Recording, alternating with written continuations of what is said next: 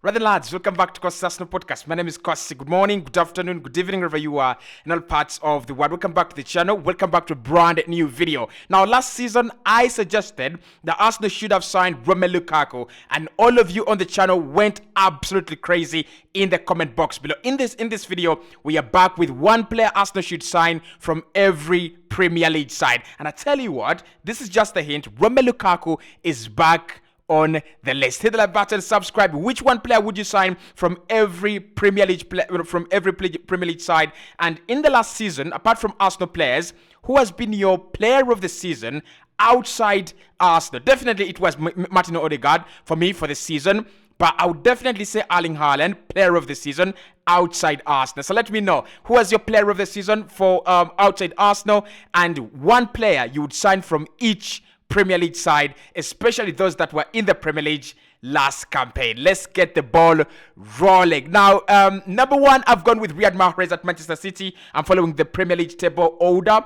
Mahrez is a player that will never and will ever be gold. I love him. I absolutely love him. I think Arsene Wenger tried to sign him for Arsenal way back in around 2015, 2016. The deal didn't happen, but he's one of those signings that would have been absolutely amazing. And when he joined Manchester City, joined them, at a time when they were just going to start that revolution. They were just going to start that big team rebuild, and he's been such an integral part. So Riyad Mahrez on that right hand side to compete with Bukayo Saka, be rotated with Bukayo Saka. I think he's around 30 now, so I don't expect him to start every single game, but in rotation with Bukayo Saka, I can't find better players in the Premier League to rotate Saka with. So Riyad Mahrez at Manchester City, probably not a very expensive deal as well, very realistic. I think City will be looking to sell him this summer, try to bring in someone fresh, someone new. Mahrez is on the move, and I would definitely grab him.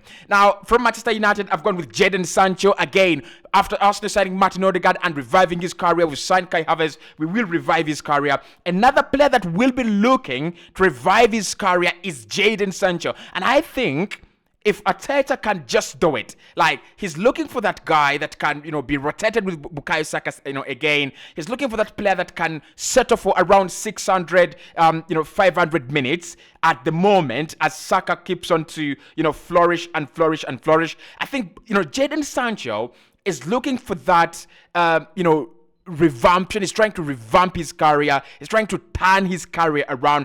And to Erik ten Hag, I thought he would be one of the better players, but it's not actually working out. Actually, I think Wout Weghorst at Man United has been far more an impactful player than Jadon Sancho. Now, United will try to sell him this summer. I'm hearing 40, I'm hearing 50 million. Yes, he's earning a lot of wages. If he can take a pay cut, definitely bring him to compete with Bukayo Saka. There is quality in there. Newcastle, it's Callum Wilson. Arsenal will need a striker after Edin Ketia and Florian Balogun leaving this summer. And who else than Callum Wilson? Now, I think this is a very realistic deal and a very, very good deal as well. Newcastle might not be willing to sell Callum Wilson because he's one of the better strikers they have. And actually, when you look at Arsenal and Newcastle, they have Isak, we have Gabriel Jesus, they have Callum Wilson, and we don't have a player like that. So Eddie Howe might not be very welcome to the idea of letting a player like Carl Wilson go. Scores a lot of goals. He's that kind of target man. And Arsenal fans that are tired of Gabriel Jesus falling down, I think this is the guy. Very strong, very astute as a striker, would do a very good job for Arsenal. Again, another player that would settle for around 500, 600 minutes, but trust me, he's such a very, very good striker. Next on the list is Diogo Jota from Liverpool. Diogo Jota is such... Look, I think with Jota, we've got to have the debate. Is he one of the best WardOdoi the Premier League has seen in the last 5 years? Very good at Wolverhampton Wanderers, very good for Liverpool. Yes, he did suffer a few injuries here and there during his Liverpool career, but he's going to be such a key player for Liverpool in the coming years. Now, I don't think Liverpool will be looking to sell. They've already consolidated those top 3 positions, in advanced areas, left wing, right wing, and center forward. I think Jota is going to be that guy that just comes in to provide a little bit of, squad depth at each and every position, squad depth at striking, squad depth on the left wing, and squad depth on the right wing as well. But if you're looking for a player you can bring on to win you a game, if you're looking for a player that you bring on to score that important goal, that is Jota. Of course, he already scores against Arsenal. Don't like that, but I love the guy, Diego Jota. Liverpool could sell. If you table around 35-40 million, they might be tempted. I mean, they have so many players up front. Cody Gakpo, Darwin Nunez. They do have the guy himself, Salah, the big man, the main man, and Jota could be one they could look to sell. Depends on the offer, right? Next one on the list is Karim Mitoma from Brighton. I think there are not so many Premier League fans that would say no to Karim Mitoma. 26 years of age, he's one of the electric ones in the Premier League, isn't he? And I think he's one of those players that if Arsenal got in, we would have a selection dilemma. Is he better than Gabriel Martinelli? Let me know in the comment box below, because this one deserves a debate. Is Karim Mitoma better than Gabriel Martinelli? Now, what I love about Karim Mitoma is that left foot. He plays on the left-hand side with a very, very clear left foot. Of course, he's also got that ability to drift inside, cut inside, and have a shot with his right foot. He's such a fantastic player. And I reckon in the next 2 seasons, he will be a £100 million signing from Brighton. I don't know where he's going to go. Probably Arsenal could go back in for Karim Mitoma next summer. Man United could sign him. They're struggling with Jadon Sancho and Anthony. They're looking for options.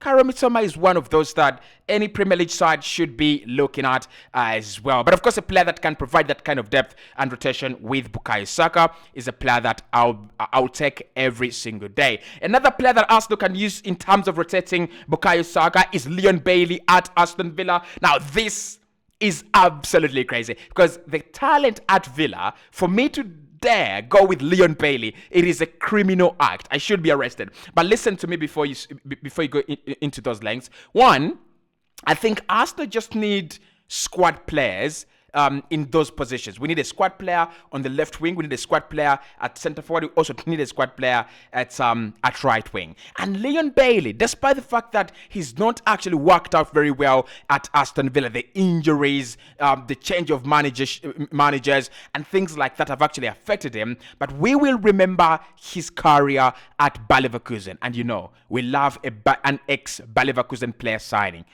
Just like I have it, right? I think Leon Bailey is one of the players to watch next season at Aston Villa. He will definitely revive his career. I'm looking at Unai Emery as one of the managers that have got the ability to bring a career to life. So for me, Leon Bailey, again, if you brought him at Arsenal, rotates with Bukayo Saka, scores goals, has got that ability, and then he's got the ability to run on the counter as well. Leon Bailey, and again, I think around 24, 25, not a bad age for a player to join Arsenal right about now. Rivals Tottenham Hotspur, Harry Kane is the player I would definitely go for. £100 million signing. How are we trying to sign Rice for 100 million and not Harry Kane for 100 million? Now, of course, it will be very difficult for him to go from captaining Spurs and being their lead talisman and being this guy that has scored the biggest number of goals at Spurs, and then signing for Arsenal. But I tell you what, if Harry Kane comes to Arsenal, he completes the puzzle.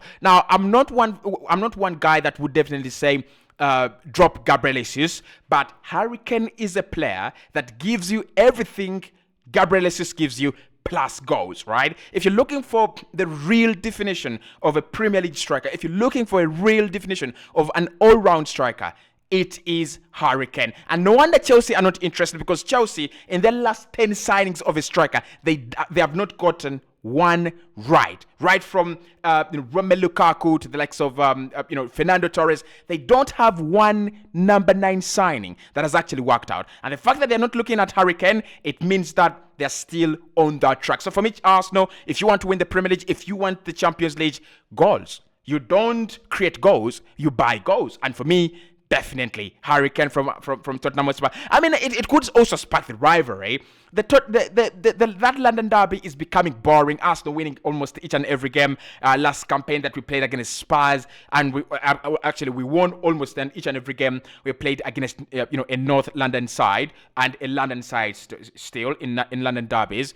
Harry Kane, the new symbol of the rivalry in London, would definitely make a lot of sense to me. Moving on to Brentford, it would definitely be Ivan Toney, the buy. My man is on an 8-month ban, but I would take him at Arsenal. You know what? Let us list strikers that have the ability on the ball as Ivan Toney in the Premier League. There are 3. Ivan Toney, Erling Haaland, and Harry Kane. Those are the 3 strikers I trust in the Premier League that they can get you 20 goals per campaign while doing a lot of work off the ball. I mean, those runs in behind. I mean, pushing defenders. I mean, fighting for the ball. The hold-up play is also classically good. And I think with Ivan Toney, Arsenal would get a relentless player on top of Gabriel Jesus, who's also very relentless, but another physical striker. You don't bully him into the penalty area, and a player that never misses penalties. This guy has only missed 1 penalty in his life, and that was this season in the Premier League. Can you imagine that Ivan Toney scored 20 Premier League goals for Brentford last campaign? Arsenal didn't have a 20-goal scorer last season.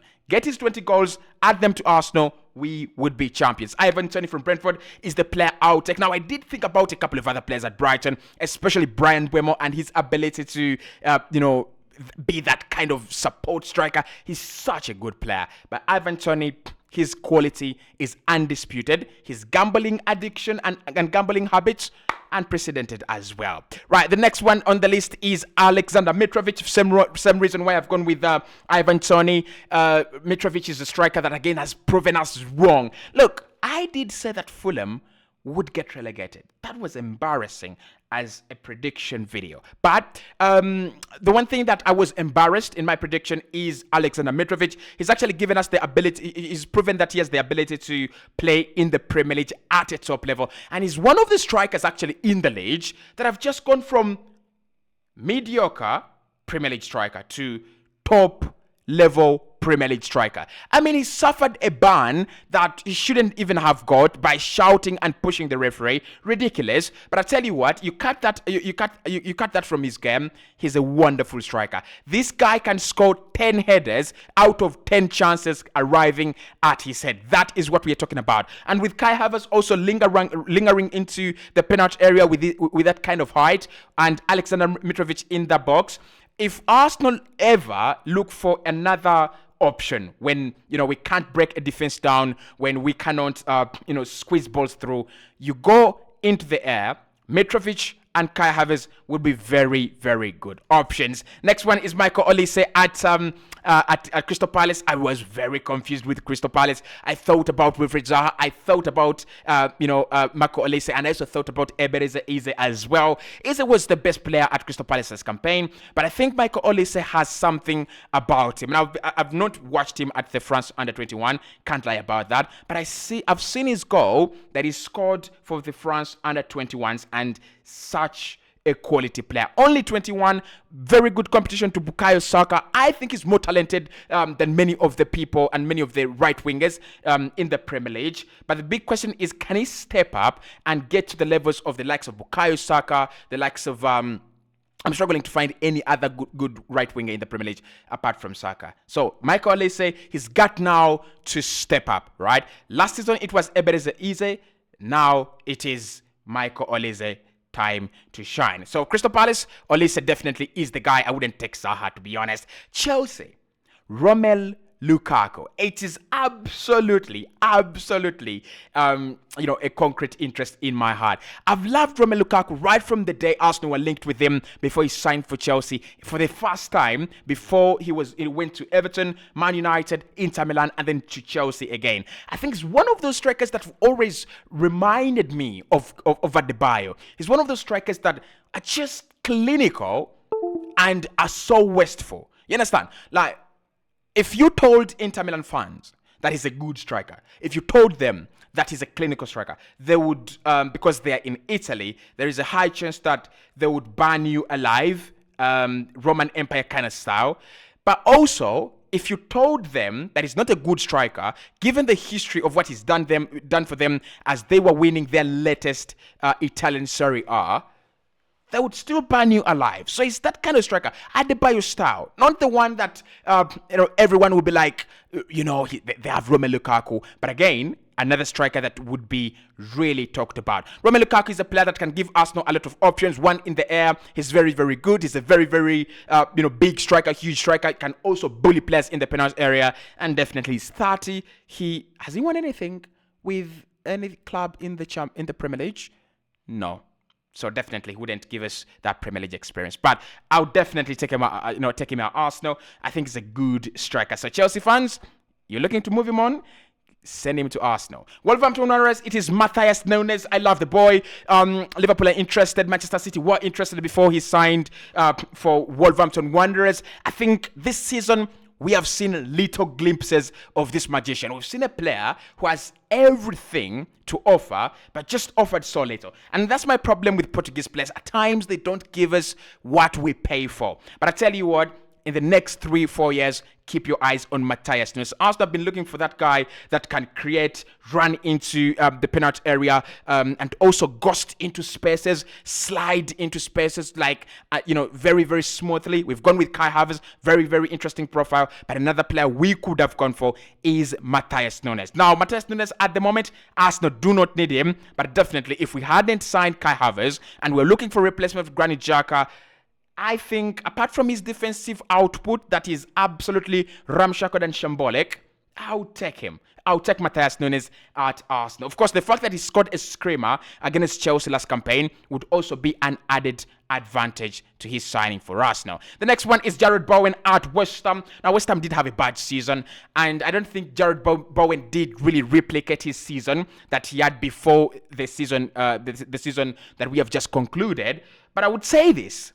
Jarrod Bowen and Bukayo Saka competing for one spot, that is a recipe for disaster. That is a player. I mean, those are two players that you cannot put in the same side. Jarrod Bowen, one of the things I love about him, he loves a goal. He scores a lot of goals. And of course, West Ham fans, they will praise Declan Rice and so many other players, in that UEFA Conference League final. But you can't forget the contribution of Jarrod Bowen. It goes unnoticed that this guy timed a 94th minute through run, received the ball, kept his composure, hit the ball beyond the goalkeeper, into the back of the net, and West Ham won a trophy after 70 years. And Declan Rice takes everything from him. But Jarrod Bowen is a player that I would definitely take at Arsenal. He's such an exciting profile. Dominic Solanke from Bournemouth, to be honest, I would have wanted Jefferson Lerma from Bournemouth, but he's now gone. So I've gone with Dominic Solanke, again, another striker that would give Arsenal something different. I'm not really excited by his profile. You know that hype when he was still at Liverpool? I think it still kind of follows him. He might be an Oli Watkins I don't see him go there, but he might be that kind of Oli Watkins player. Has struggled this season, maybe, probably, but next season we might see a very different Dominic Solanke. But if Arsenal brought him in, is he better than Eddie Nketiah? I think in terms of profile, scores many headers, is a huge striker, tall as well. Maybe I'll take him, but the player I'll take from Bournemouth definitely would be Jefferson Lerma. This is the one player I would sign from all of the Premier League. This is Brennan Johnson from Nottingham Forest. What a player, what a season, what a talent this guy is. Now, I've heard rumors that Nottingham Forest are not trying to sell him, and they will not sell him, but Brentford are interested. Trust me, if Brentford lose Ivan Toney and bring in Brennan Johnson, and Ivan Toney then comes back, we are in big problems. The Premier League should not allow these moves to happen.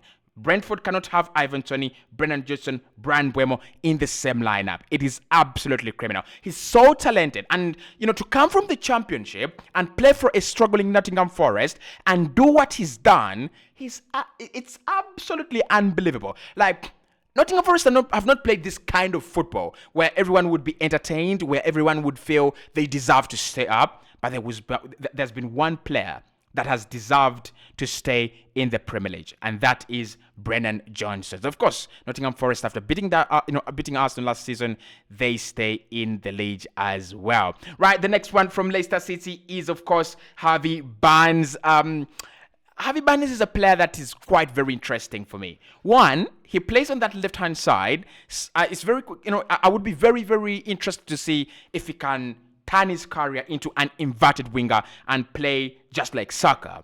But it's one of those players that are so direct. The reason why I love Mason Greenwood, and we don't have a player like that at Arsenal, I love players that are very direct. He will take one touch, the next touch sets him up, the next one, boom, into the back of the net or somewhere, in the stands. He's very, very direct. And I think at Arsenal, that is one thing we are lacking. You saw it against Everton when we lost 1-0. You also saw it against Newcastle when that game ended 0-0. There are times when creativity doesn't work and you just have to blast the bloody goalkeeper. That is what Harvey Barnes has got. But for his price tag, I doubt he would be some kind of a backup player.